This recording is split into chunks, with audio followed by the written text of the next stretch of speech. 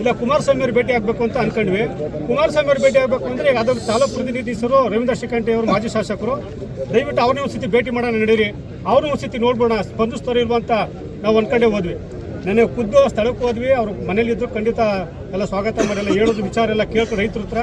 ಆಮೇಲೆ ನಮ್ಮ ಕೇಂದ್ರ ಮಂತ್ರಿಗಳಿಗೆ ಫೋನ್ ಕೂಡ ಮಾಡಿದ್ರು, ಸ್ಥಳದಲ್ಲೇ ಫೋನ್ ಮಾಡಿದ್ರು.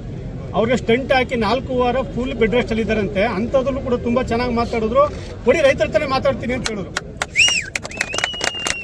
ಮಾಜಿ ಶಾಸಕರು ಕೇಳಿದ್ರು, ಅಣ್ಣ ನಿಮ್ಮ ಪರ್ಮಿಷನ್ ಇದ್ದರೆ ನಾನು ದಯವಿಟ್ಟು ಫೋನ್ ಕೊಡ್ತೀನಿ, ರೈತರುಗಳು ತುಂಬ ನಿಮ್ಮ ಹತ್ರ ಅಳುವಳಿಕಬೇಕು. ಅವ್ರು ಅಂಥ ಸ್ಥಿತಿಲೂ ಕೂಡ ಕೊಡಿ ಮಾತಾಡ್ತೀನಿ ಅಂತ ಹೇಳಿದ್ರು. 3-4 ಜನ ರೈತರು ಮಾತಾಡಿದ್ವಿ. ಅವ್ರು ಒಂದೇ ಒಂದು ಮಾತು ಹೇಳಿದ್ರು, ಬ್ರದರ್ ನಾವಿದ್ದೀವಿ, ನಾವು ಮಾಡಿಸ್ಕೊಡ್ತೀವಿ ಬಿಡಿ, ನಮ್ಮ ರವೀಂದ್ರ ಅವ್ರಿಗೆಲ್ಲ ಹೇಳ್ತೀನಿ ಅಂತ ಅಂದರು. ಆಮೇಲೆ ಅವ್ರ ಸೂಚನೆ ಮೇರೆಗೆ ಇವತ್ತು ರವೀಂದ್ರ ಶಿಖಂಡಿ ಅವರು ಬಂದಿದ್ದಾರೆ. ಇವತ್ತು ಸ್ಥಳ ಪರಿಶೀಲನೆ ಮಾಡಿ ಇಲ್ಲಿ ವಾಸ್ತವತೆ ಅರಿತು, ಜೊತೆಗೆ ಇನ್ನೊಂದೇನಪ್ಪ ಅಂದರೆ ಒಬ್ಬ ನಾಯಕ ಆದನು ಜನಸಾಮಾನ್ಯರ ಸಮಸ್ಯೆಗೆ ಸ್ಪಂದಿಸ್ತೀನಿ ಅಂತ ಗುಣ ಇರಬೇಕಾದನು. ಒಂದು ಮಾತಾಡೋದು ನೋಡಿ, ಇದ್ರಲ್ಲಿ ಪಕ್ಷಭೇದ ಮಾಡಿಬಿಡಿ, ಯಾರ್ಯಾರು ರೈತರು ಜಮೀನು ಆಗುತ್ತೋ ಎಲ್ರಿಗೂ ಬರೀ, ಇದರಲ್ಲಿ ಯಾರ್ಯಾರು ಯಾವುದೇ ರಾಜಕೀಯ ಬೇಡ, ಅವ್ರ ಸಮಸ್ಯೆಗೆ ಸ್ಪಂದಿಸದ ಅಂತ ಹೇಳಿದ್ರು. ಈ ರಾಜಕೀಯ ಬೇಕಾದ್ರೆ ಶ್ರೀರಂಗಪಟ್ಟಣದಲ್ಲಿ ನಮ್ಮ ತಾತ ನಮ್ಮ ಮುತ್ತಾತ ಅವನ ಜೊತೆ ಇದ್ದು ಅನ್ನೋದು ಮುಖ್ಯ ಅಲ್ಲ. ನಮ್ಮ ಬದುಕಿಗೆ ಸಮಸ್ಯೆ ಆದಾಗ ನಮ್ಮ ಜೊತೆ ನಿಂತು ನಮ್ಮ ಸಮಸ್ಯೆ ಪರಿಹಾರ ಮಾಡುವಂಥ ನಾಯಕರು ನಮಗೆ ಬೇಕಾಗಿರೋದು.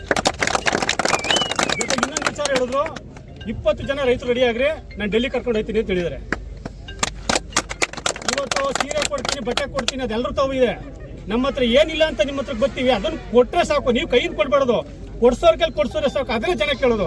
ಆ ಕೆಲಸ ಇವತ್ತು ರವೀಂದ್ರ ಶಿಖಂಡಿ ಅವ್ರು ಮಾಡಿದ್ರೆ ಹಾಗೆ ಹೋಗೋದು ಭರವಸೆ ಇಟ್ಟು ನಾವೆಲ್ಲರೂ ಕೂಡ ಸಂಪೂರ್ಣ ವಿಶ್ವಾಸ ಇಟ್ಟು ಕೇಂದ್ರ ಕ್ಯಾಬಿನೆಟ್ ಸಚಿವರು ಮಾತಾಡಿ ಈಗ ನಮ್ಮನ್ನ ಡೆಲ್ಲಿಗೆ 20 ಜನರಿಂದ ರೈತರುಗಳನ್ನ ಸೆಲೆಕ್ಟ್ ಮಾಡ್ಕೊಂಡು ಕರ್ಕೊಂಡು ಹೋಗ್ತೀವಿ ಅಂತ ಹೇಳಿದ್ದಾರೆ.